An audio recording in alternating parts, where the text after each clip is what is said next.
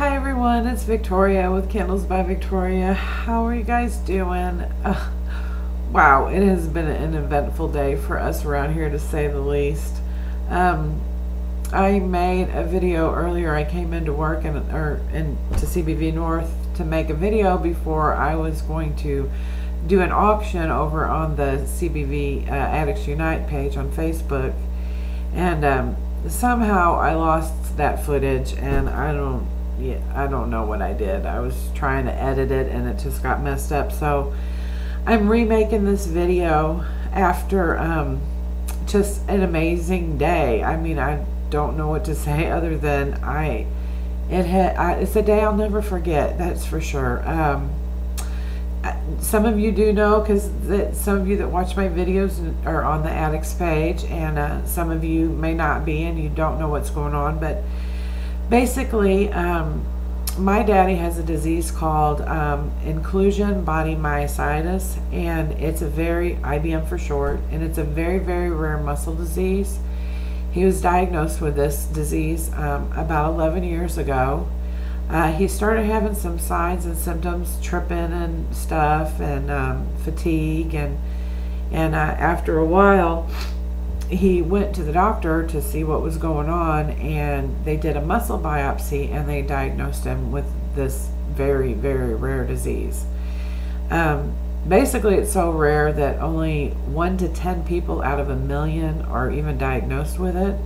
So there's no therapy, there's no medicine, there's no cure. I wish, but and what it does is it just deteriorates the muscles in your body. So I really noticed it starting. He had come to visit me in Texas at the time. He was living in Washington State, and he came to visit me. He drove his motorcycle all the way from Washington to Texas, and at that time I only got to see him maybe once or twice a year. And so when he got there, I noticed that he just looked maybe a little frailer, maybe like his skin wasn't like fitting tight on his body anymore, if that makes sense. His wrists looked thinner. I don't know, I could just tell there was a difference from the last time I'd seen him.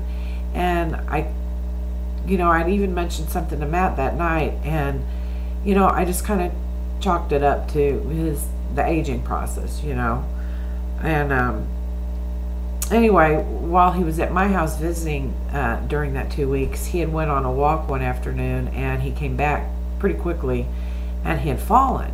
And I didn't know at that time he had been tripping quite a bit and had falling, and he didn't tell me then, but I know now that when he'd fallen that day, he really he didn't have the strength in his arms and stuff to push himself up even, and somebody had stopped and helped him up.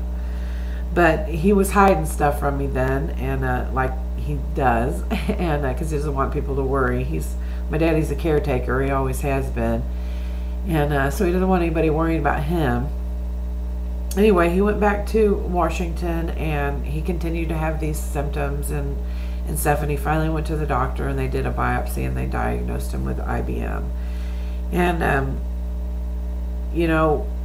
we read what was going to happen and how the progression was, and there's so little known about it, but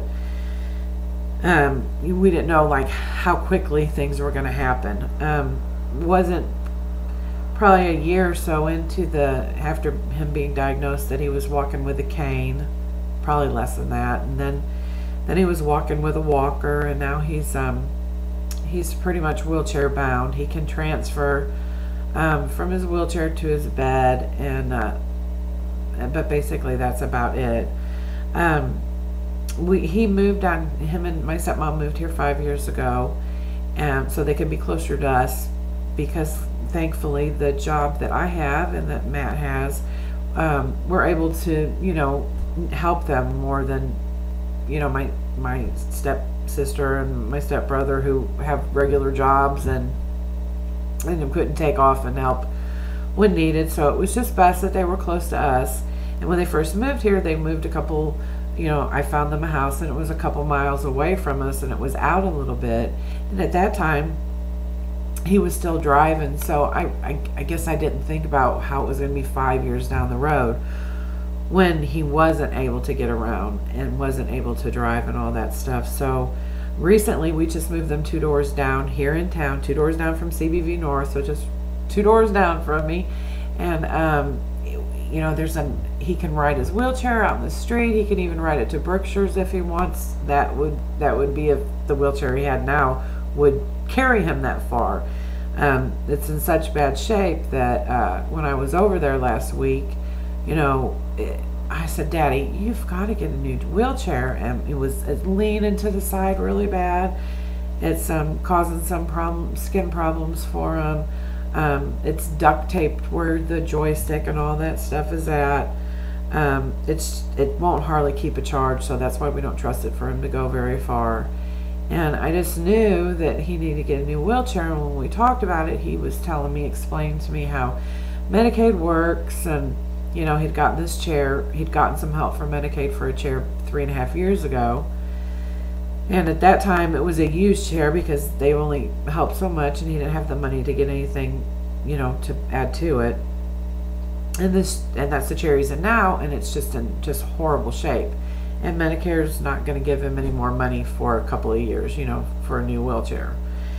And I left there thinking, I got to do something. This chair is terrible. And his disease has progressed so much now that the little chair that he is in is just not really accommodating his needs. His feet, just from being in a wheelchair, they're swollen and purple. And the chair he has now, it does rise up, otherwise, because he can't get from a sitting to a you know, standing position to transfer from the chair to the bed, unless this chair raised up the you know, getting him standing completely up. But he still could use a couple more inches, you know. So the chair he has now just isn't cutting it. And I went looking online and thought, well, he's going to need a different chair, one that accommodates his needs better, and he just needs a chair. So I went looking, and wheelchairs are not cheap. The kind that he needs brand new start at $30,000. So I was looking on eBay and found a 2008 that would get his feet up, that is more comfortable for his bottom when he sits, and just a better chair. It's actually a therapy chair, and so it's not just like a little, you know, scooter chair like what he's been dealing with. Now it's actually a therapy chair, and it rises even higher, so that transferring him would be easier. But the chair is $2,499, and that's a lot of money, and they live on a fixed income, and they definitely don't have that money. And either do I. As much as I wished I did and wanted to get it for him, I was like, I just don't have it. And so, you know, several times over the past several years, we've done little fundraisers and auctions for customers, and for Cassandra, who used to work here. And I thought, well, maybe I could, you know, auction off some candles and help raise some money to get my dad this chair. And so I went to the addicts page and I made a post, and I was like, you know, this is what I want to do. I want to auction off these big giant margarita martini glasses. We had done some candles in those before, and I wanted to do 5 of them and just auction them off. And I told the girls on the board that I was going to open up a GoFundMe account so that the money from the auction would just be deposited directly in there, so that for my dad's chair. Well, they said, you know, you should open you an account now. And I was like, okay. So I opened the account, and then the donations just started coming in last week. I think I opened the account on Wednesday, and by Friday we had $1,100, and I hadn't even held the auction yet. And I was just so emotional last week during all that. I was just so emotional. It's really hard for me to ask for help, And I will, when it comes to my daddy, I want to do everything for him and be everything, that he needs. And I couldn't do this, and it's so hard for me to ask for help, but for him it was a little bit easier. And you guys made it even easier, because you were just like, we love you, we're here to help, and everybody that donated, whether it was $10 or $500 or whatever, I was overwhelmed. And I just didn't really know how to handle it. So I had a couple good cries last week, because I wanted to express to all of you, that even those that weren't able to donate, that just sent emails and messages and prayers, that how much y'all mean to me, and how thankful we are to have all of you. And I was just shocked at the amount of money that was already donated by Friday.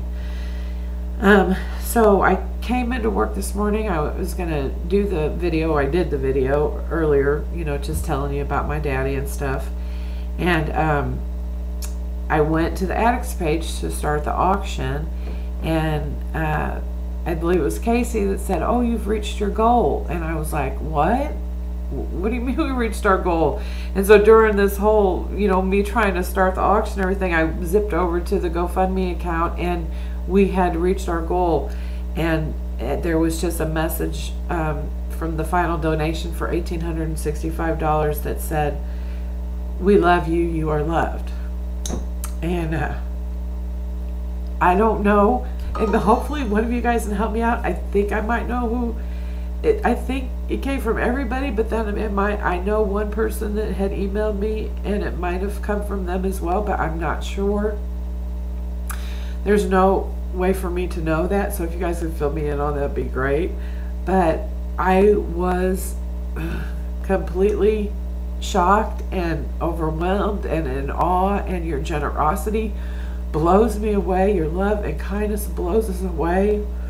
I literally sobbed for 10 minutes in Matt's arms, because I love you guys. I can't believe that in 2 days we were able to raise $3,000 and get my daddy the chair he so desperately needs and deserves. He has always been there for me. He's always been my biggest supporter. He's the first man I loved, and I would do anything for him. And you guys helped me make that happen. So thank you from the bottom of my heart. I don't know how I can ever thank you enough. I just want you to know that your gifts, your kindness, your love will never ever be forgotten. I will remember this day for the rest of my life, and I know my dad will too. I've already called and told him. I've already ordered the wheelchair. It'll be here on February the 2nd. I can't wait to take video of him cruising around in it. I can't wait to show all of you and share that with all of you. He needed this so badly, and I didn't think I was going to be able to do it, but because of all of you and your love and your support, we were able to make it happen. So Daddy's getting a new set of wheels, people. He is getting a hot rod, and I can't wait to see him zoom around in it. I can't wait for him to just be able to get in it and drive up to Berkshire's. And I'm so excited for him, and I just feel so blessed. So thank you all. Thank you so, so much. I'm sorry that this video is a million miles long, and I'm sorry for all the tears. I was really trying to hold it together during this.